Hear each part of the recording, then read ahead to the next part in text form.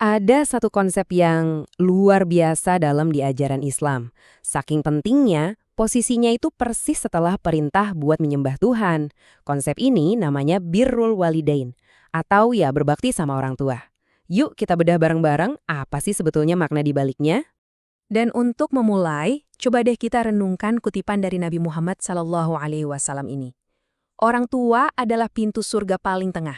Kalau kamu mau, sia-siakan aja pintu itu, atau jaga baik-baik. Ini bukan sekedar kata-kata bijak ya. Ini gambaran langsung tentang taruhan spiritual yang kita hadapi. Ada pintu surga pas di tengah-tengah, dan kuncinya ada di tangan kita, tergantung gimana sikap kita ke orang tua. Dan perlu kita ingat, ini bukan sekedar soal sopan santun atau tradisi. Dalam Islam, hormat sama orang tua itu ya perintah langsung dari Tuhan. Salah satu pilar paling dasar dalam iman kita. Oke, jadi apa sih birrul walidain itu sebenarnya? Gampangnya gini, ini tuh puncak dari semua kebaikan, semua pengabdian tulus tanpa pamrih buat ayah dan ibu kita. Bukan cuma soal tindakan, tapi juga soal hati. Lihat deh ayat Al-Quran ini, coba perhatikan urutannya. Dan Tuhanmu telah memerintahkan agar kamu jangan menyembah selain Dia. Oke, ini perintah nomor 1, paling utama. Terus lanjutannya apa? Dan hendaklah berbuat baik kepada kedua orang tua. Langsung, persis setelah perintah tauhid. Nah, penempatan ini nunjukin betapa luar biasanya posisi mereka di mata Tuhan. Sekarang, yuk kita gali lebih dalam lagi makna spiritualnya. Kenapa sih sampai disebut pintu surga paling tengah? Apa artinya? Hadis ini ngejelasin semuanya. Keridhaan Allah ada pada keridhaan orang tua, dan kemurkaan Allah ada pada kemurkaan orang tua. Coba perhatikan, hubungannya itu langsung, bener-bener direct. Senengnya orang tua kita, itu senengnya Allah.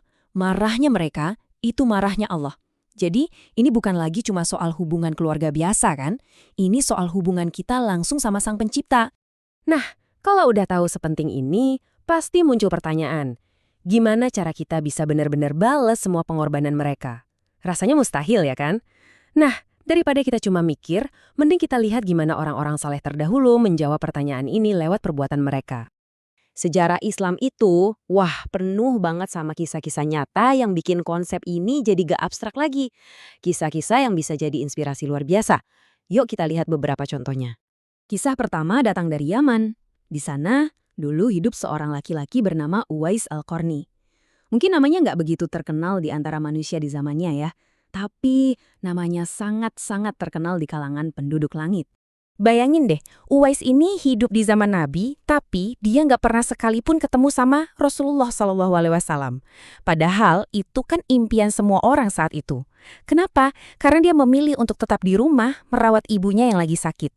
Dia rela mengorbankan kesempatan emas itu demi ibunya. Dan hasilnya luar biasa. Baktinya itu begitu tulus, sampai-sampai Nabi Muhammad SAW sendiri yang ngasih tahu para sahabatnya. Nanti cari orang yang namanya Uwais dan mintalah doa darinya.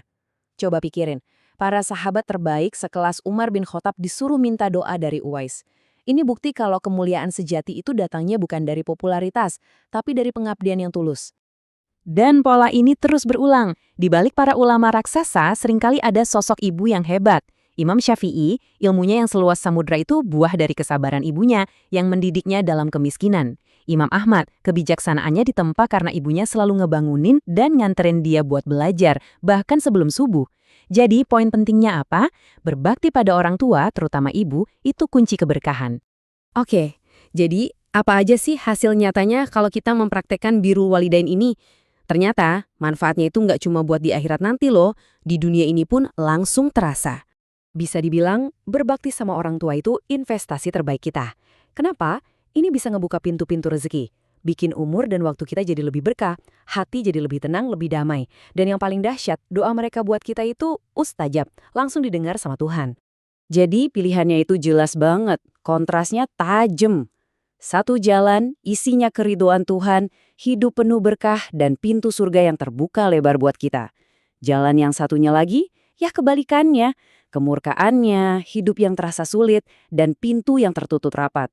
Nah, pilihannya ada di tangan kita masing-masing. Dan ini semua ngebawa kita ke inti pembicaraan kita. Sebuah utang yang indah yang nggak akan pernah bisa lunas. Dan ini jadi panggilan buat kita untuk berbuat sesuatu. Ada sebuah cerita yang wow luar biasa.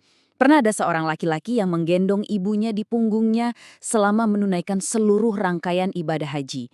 Coba bayangin fisiknya. Dia tawaf sambil gendong ibunya, sa'i sambil gendong ibunya. Setelah merasa melakukan pengorbanan yang luar biasa besar, dia pun bertanya pada Nabi Muhammad SAW, "Wahai Rasulullah, apakah dengan ini aku sudah membalas semua jasanya?" Dan jawaban Nabi benar-benar menampar. Beliau menjawab, "Tidak. Apa yang kamu lakukan ini bahkan belum bisa membalas satu tarikan nafasnya saat melahirkanmu. Cuma satu tarikan nafas." Ini nunjukin kalau cinta dan pengorbanan seorang ibu itu adalah utang yang selamanya gak akan pernah bisa kita lunasi.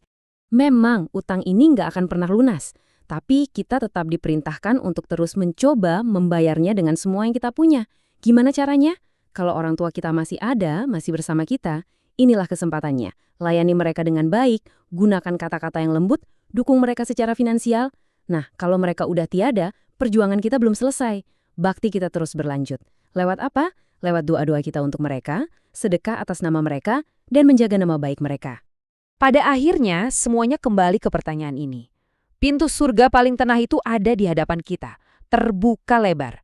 Pertanyaannya bukan lagi apakah kita bisa, tapi apakah kita mau melangkah masuk?